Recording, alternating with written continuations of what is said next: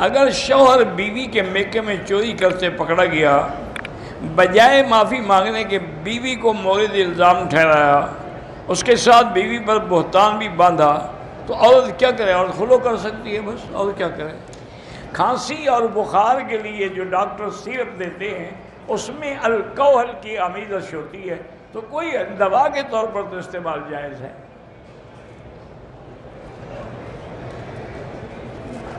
لیکن اتنا زیادہ بھی استعمال نہ ہو۔ مجھے یاد ہے ایک دفعہ کہ جلسہ تھا اور حضرت مولانا لقمان رحمۃ اللہ علیہ علی پور والے، بڑا اللہ والا آدمی تھا اور بڑا آئے تو شدید کھانسی تھی۔ مجھے کہا کہ مکی صاحب مجھے اتنی شدید کھانسی ہے، اب آپ کا حکم تھا کہ جلسے پہ آنا ہے، اب میں انکار تو کر نہیں سکتا، میں آ گیا ہوں لیکن میرے بس میں نہیں ہے تقریر کرنا۔ اچھا خدا کی شان ہے، میرے کمرے میں سیرپ رکھی تھی، اس زمانے میں ایک سیرپ آتی تھی کوڈین کے نام سے، کوڈین خود نشے والی چیز ہے، تو میں نے ان کو دی، میں نے کہا مولوی صاحب اس سے ایک چائے والا چمچہ جو ہے نا وہ بھر کے پی لو، پھر رات کو ایک اتنا چمچہ پھر پی لینا۔ انہوں نے کہا ٹھیک ہے۔ میں چلا گیا، مہمان تھے، ان نے جو چکھی نا تو خوشبو اور میٹھا لگا اور اچھی لگی، وہ آدھی بوتل پی گئے۔ میں واپس آیا تو حضرت صاحب تو بے ہوش پڑے ہوئے ہیں، میں نے خیر نہیں جگایا، پھر شام میں بھی نہیں جگایا، پھر لیٹ جگایا، جب ان کی تقریر کا وقت آیا بڑی مشکل سے اٹھا، کہنے کا مکی صاحب وہ ایک حل ہے، میری کرسی کے پیچھے ایک بندہ بٹھائیں جو مجھے چونٹی مارتا رہے، مجھے تو نیند آ جائے گی، میں کیا تقریر کروں گا؟ تو اتنا بھی نہ پیا کریں، میرے کہنے کا مقصد یہ ہے۔ دیکھو نا زیادہ لسی بھی پی لو تو نشہ ہو جاتا ہے، حالانکہ لسی میں بھی نشہ ہے، لیکن اگر آپ لسی خالص لسی ہو، یہ بازار والی نہ ہو، اس سے تو انشاءاللہ بیماریاں ہی پیدا ہوں گی، شفا نہیں ہوگی۔ میں سنی ہوں، شیعہ لڑکی سے نکاح کر سکتا ہوں، سنی لڑکیاں سب مر گئی ہیں کہ تم شیعہ سے کرنا چاہتے ہو؟ خدا کے بندے، اللہ کی توبہ کرو، یا اس کو کہو کہ اپنے سنی ہونے کا اعلان کرے۔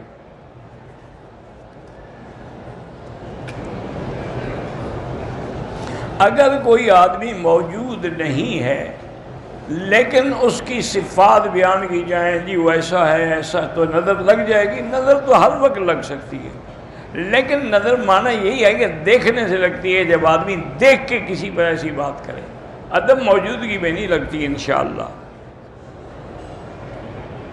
میں دہی اور دودھ کی دکان چلاتا ہوں، اس میں جو ملائی ہوتی ہے وہ نکال سکتا ہوں؟ اگر نکالنے پھر خریدنے والوں کو بتایا کہ اس میں ملائی نکلی ہوئی ہے۔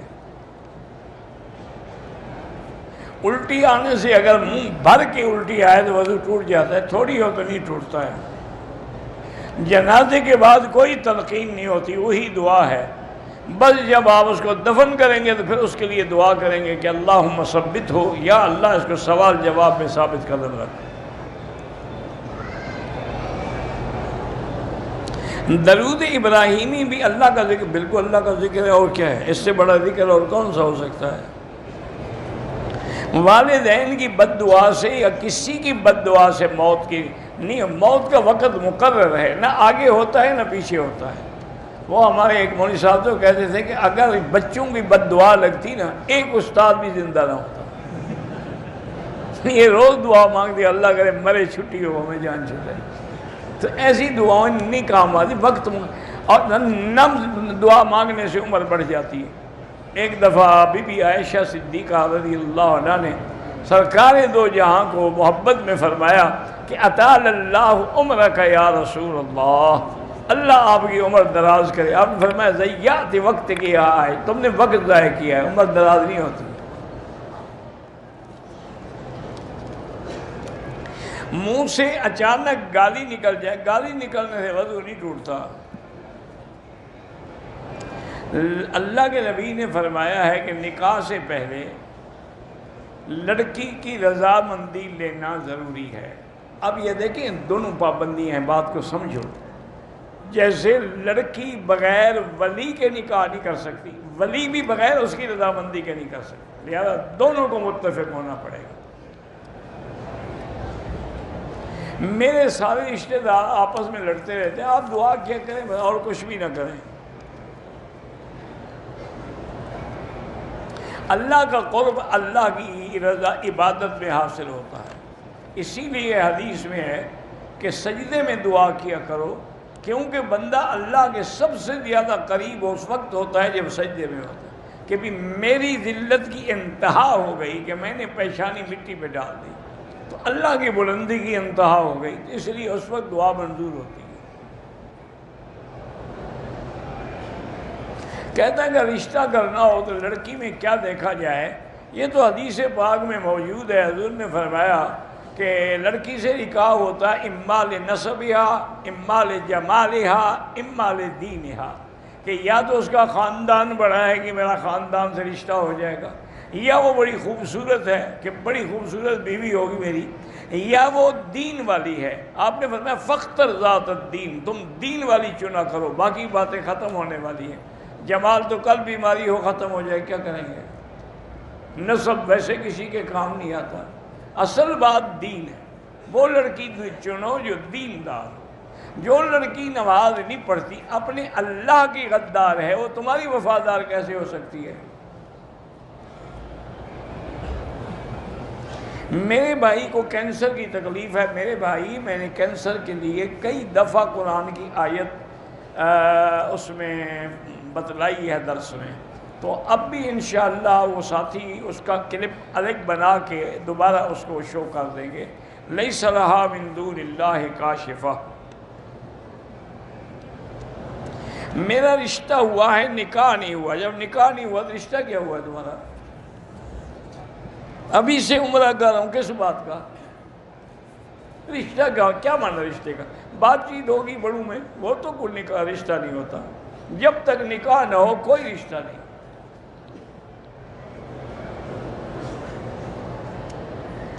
میری والدہ محترمہ کے سر میں درد ہے، ڈاکٹروں نے چیک کیا تو رپورٹ بھی کلیئر ہے، تو ہر نماز کے بعد ایک گلاس پانی پہ 7 دفعہ فاتحہ پڑھ کے دم کر کے اسے پلایا کریں۔ اللہ ہر مسلمان کی حفاظت فرمائیں۔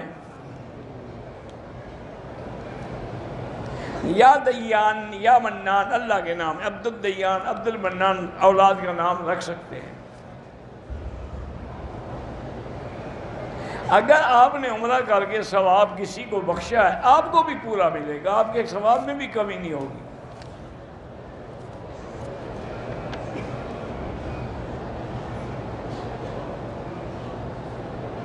بہرحال میری والدہ کو سانس تکلیف، وہی میں نے بتایا نا، وہ فاتحہ پڑھا کریں۔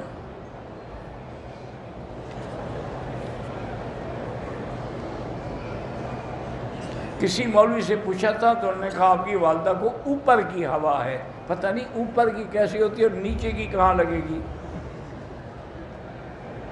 بس پتہ نہیں یہ کیسے کیسے لوگ دنیا میں پیدا ہو۔ کوئی یہ مولوی شولوی نہیں، یہ مداری ہے۔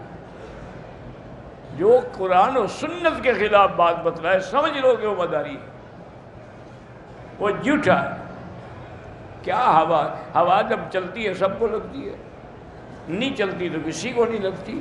خاص ہوا تیری والدہ کے لیے اوپر سے چلتی ہے۔ قصر نماز اگر ہو تو سنتیں اور نفلیں معاف ہیں۔ میری پھوپھی کہتی ہے میں نے حجر اسود کا بوسہ دیا ہے۔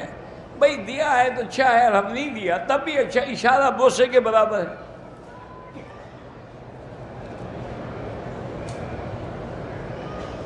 ہمارے محلے میں ایک امام ہے جو 4 وقت نماز پڑھاتے ہیں، لیکن فجر کی نہیں پڑھاتے۔ فجر کو اٹھتا ہی نہیں ہوگا نا، ایسے کوئی امام نہ بناؤ۔ جو نمازیں زندگی میں قضا ہوئیں، سب سے پہلے تو توبہ کرو کہ اللہ ہمارے وہ گناہ معاف کر دے، چونکہ حقوق اللہ ہیں، اللہ چاہے تو توبہ سے بھی معاف کر دے۔ اور اس کے بعد جتنا ہمت ہو نفل وغیرہ چھوڑ دو، وہی قضا پڑھتے رہو۔ کہتے ہیں جی چھوٹے بڑے مسائل پر مولویوں کی رائے جو ہے وہ مختلف ہوتی ہے، جیسے رفع دین ہے اور رفع دین نہ کرنا، یہ مولویوں کا اختلاف تو نہیں ہے، یہ تو صحابہ کے زمانے سے ہے۔ آپ مولویوں کو بلا وجہ کیوں ملزم ٹھہراتے ہیں؟ اور یہ کوئی ایسا اختلاف نہیں کہ کوئی نہیں کہتا کہ رفعین نہ کرو تو نماز نہیں ہوتی. تو یہ تو اعلیٰ اولیٰ کی بات ہے، مستحب ہے، بس کوئی اختلاف نہیں. رکن یمانی پہ ہاتھ لگانا سنت ہے، بوسہ دینا منع ہے. نیل پالش جو ہے نا جی، اگر لگی ہے اور آپ نے وضو بعد میں کیا ہے تو وہ پانی نہیں جاتا نیچے، پھر آپ کا وضو نہیں ہوگا تو نماز بھی نہیں ہوگی. تو اب نیل پالش ایسی چیز نہیں کہ اس کے لیے آپ نماز چھوڑ دیں. یعنی خدا راضی نہ ہو، ناراض ہوتا ہے تو ہو جائے، فیشن میں فرق نہ ہے، توبہ کرو. اگر خدا نہ خاصہ چوٹ لگے، وہ ہاتھ ہی ٹوٹ جائے، کیا کرو گی؟ اللہ کے آگے تو ٹھیک ہے، اپنے خاوند کو دکھانے کے لیے لگائیں، بعد ریموور رکھ لیں، پھر نماز کے وقت اس کو ریموو کر دیے.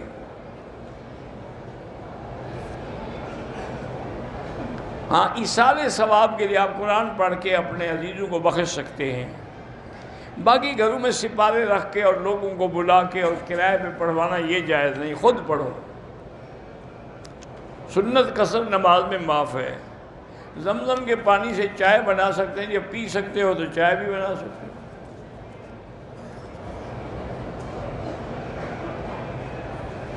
عبادتوں کے درمیان شک ہوتا ہے، شک کو چھوڑیں. جب اللہ نے ہمیں معاف کر دیا تو ہم کیوں فکر کریں؟ قرآن پاک اگر یاد ہو تو بغیر وضو کے پڑھ سکتے ہیں. نادر میں قرآن اٹھا کے نہیں پڑھ سکتے.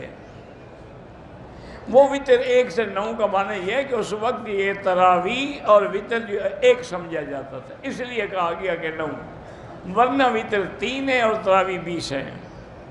جوتا اگر پاک ہے تو اس سے آپ نماز پڑھ سکتے ہیں، لیکن شرط یہ ہے کہ وہ پاک ہو. اگر وہ باتھ روم میں استعمال ہونے سے پانی اس میں بھر گیا، پھر نہیں کر سکتے.